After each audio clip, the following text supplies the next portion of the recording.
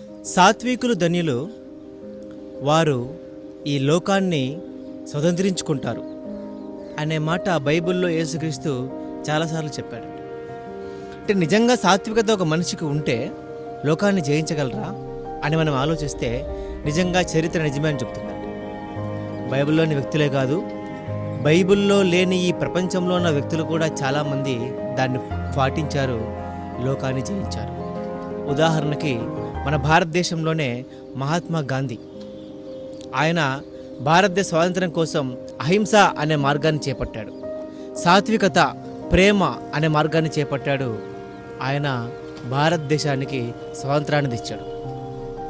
అంతేకాదండి, Nelson Mandela గారు, వాళ్ళ దేశం కూడా స్వాతంత్రం లేకుండా ఉంటే ఆయన కూడా సాత్వికత అనే ఆయుధాన్ని చేపట్టాడు, ఎవరికి ఎటువంటి హాని చేయకుండా నిలబడ్డాడు, దేశానికి స్వాతంత్రం తెచ్చాడు. స్వాతంత్రం మాత్రమే కాదండోయ్, మన భారతదేశంలో మదర్ తెరీసా ఎక్కడో యుగోస్లావియా నుంచి భారతదేశానికి వచ్చి తన ప్రేమను భారతదేశంలోని వ్యక్తులకు చాలామందికి ఇచ్చి మదర్ తెరీసాగా మారింది, అనేక మందిని గెలిచింది. అంటే బలం ఉన్నవాడు ఎవడైనా కూడా ఈ ప్రపంచంలో యుద్ధం చేసి అనేక మందిని గెలవగలడండి. కానీ మనుషుల మనసులను గెలవాలంటే కావాల్సింది సాత్వికత, ప్రేమ.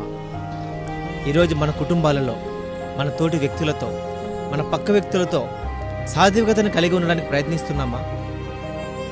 సాత్వికత కలిగి ఉందాం, అనేక మంది మనుషుల్ని మనం వాళ్ళ మనసుల్ని